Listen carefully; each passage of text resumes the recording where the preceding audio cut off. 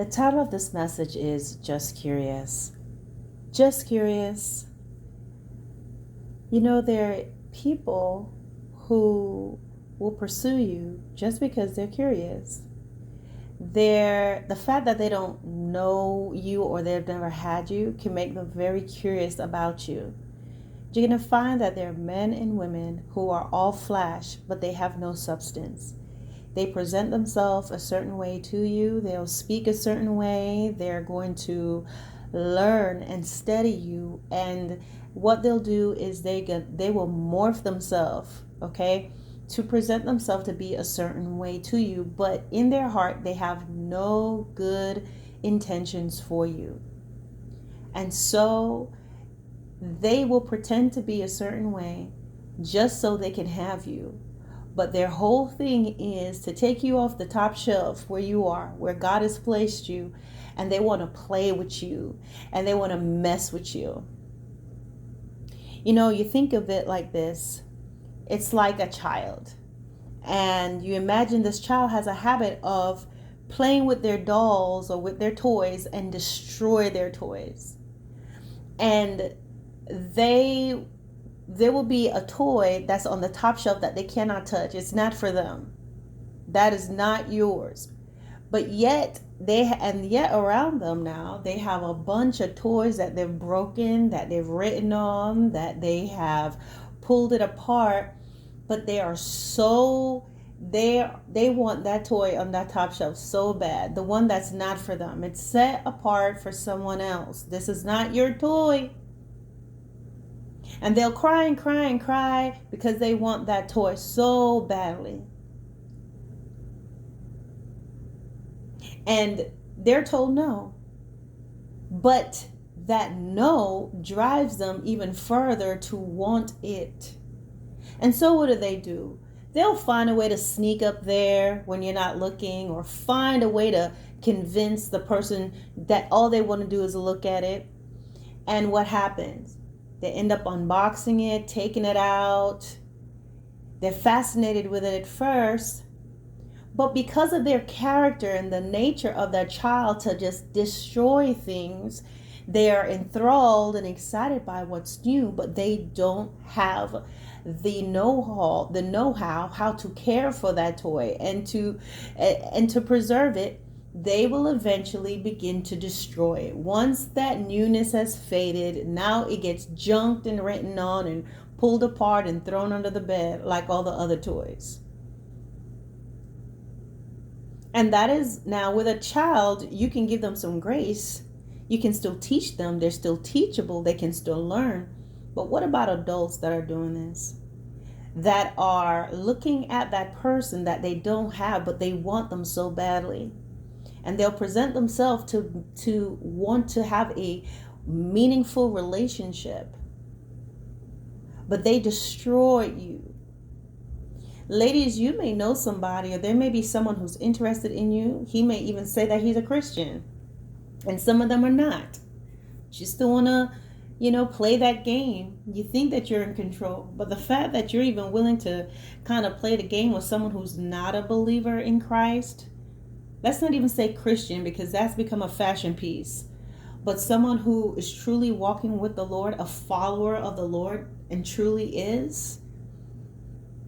If you're willing to play that game with someone who's not, then you've already compromised yourself. And you're not in control. You're not in control in the fact that you want to flirt with that. But you'll find men that they will be fascinated with you simply because they've never had you. They're drawn to you because you're preaching the word.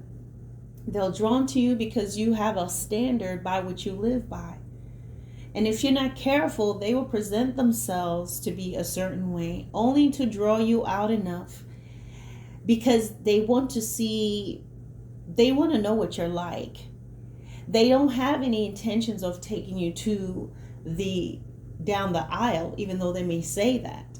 But they want to bed you. They want to be able to talk dirty to you. They want to see if they can get you to talk dirty to them. They want to see if you will send dirty pictures of them. They want to see if you're willing to Netflix and chill. They want to see if you're willing to kiss and do some heavy petting just a little. They will do certain things. These men are out there simply to bring you to shame and dishonor. And then there are women that's the same way. They want that man they're curious about that man that claims to be a man of God. They're curious about that man who claims to be walking uprightly. They are curious about that man who is claiming to be walking in abstinence. They're curious about that man who claims to be faithful and loyal to their wives. And what they will do is present themselves in a certain way to either be in need of counsel. Okay? Women are going to do things a little differently. They're going to come across as if they are in need of counsel and get close to that man that way. They're going to present themselves to be truly about the things of God. So they'll show up for Bible studies, and they're going to show up for service, and they're going to shout, and they're going to do all this and raise their hand and cry because they think this is what this man wants. They'll make sure they strategically sit where he's at. They'll make sure that they have their track shoes on to chase him down in the parking lot and meet him at the parking lot and learn him. What does he like? Oh, he likes banana nut bread. Okay, I'm going to make it. Look up the recipe or buy it and put it on her plate. And what they want to be able to do is to tempt you through scents, the way she smells, the way she's dressing. She may even not necessarily, she does not have to have on short shorts. But there's a way a woman can seduce you. And there's a way that a woman learns how to seduce a man of God. Entertain me for a second. How do you seduce this man? You have to appear to be holy. You want to appear to be truly about God. You will show up for a lot of things. You're going to volunteer for things. You're going to worship and cry when you're really not worshiping. You want to be beautiful. You want to look as if you could really be his wife and carry yourself that way. But at the same time, while you're doing that, you're still exuding a bit of sexiness and sexuality that takes its time and comes out little by little by little. They will test the waters because they don't want to go too far. And so if they can get that man to start to call them at certain hours of the night, and if they can get him to talk about personal things, and if he can get them to talk throughout the night, and you're both in bed talking to one another, this is what will happen. And eventually, if she can convince you to come over and pick up something outside the house, she'll be able to talk you into coming in the house to pick up something, and then you're coming in the house to get something, but you never leave till the wee hours of the morning or the next morning. And all it is just to know, gotcha. You're not that holy. You're not that righteous. I know something about you now. The enemy will send people into the church. You understand that? He is infiltrating many churches. He's infiltrating the workplace. He is sending someone at your job. You are working there. There will be someone strategically placed at your job, in your company,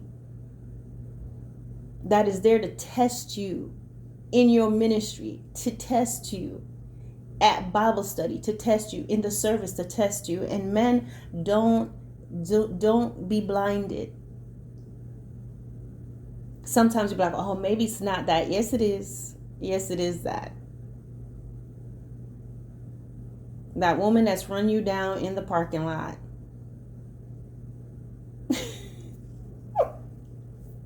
That's sliding the home plate to the front of your car just to, hey, I got something for you. But if we don't discern, we can A, behave that way, or have behaved that way. B, fall for it.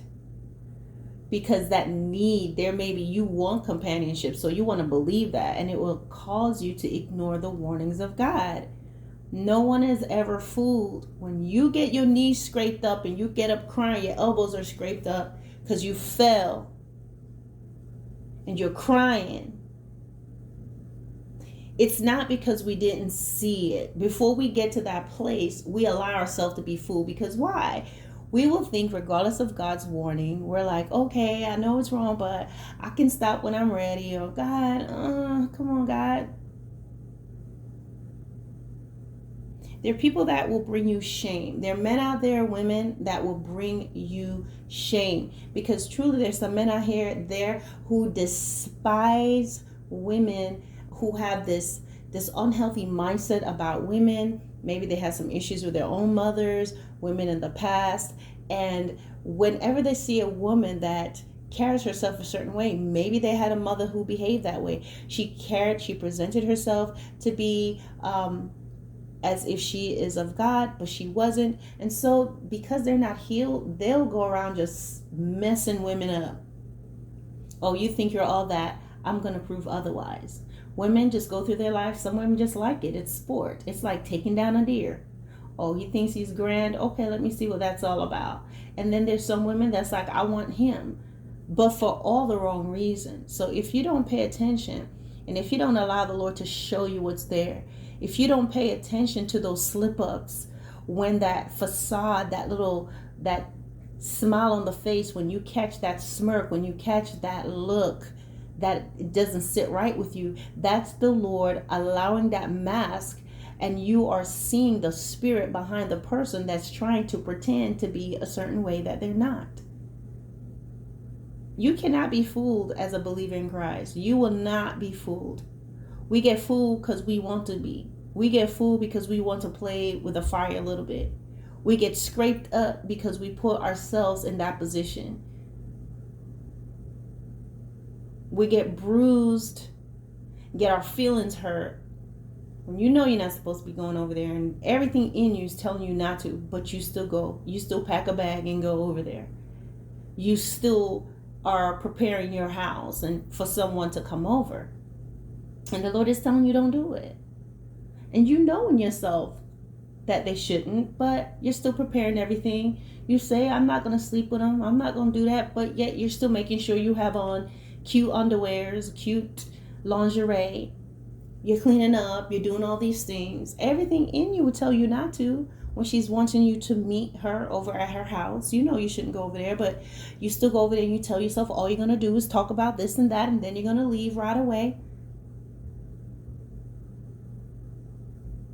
You know you're not supposed to be going to that hotel. You know you're not supposed to be taking this trip out of town with this person. Everything in you will tell you that, but you do it anyway.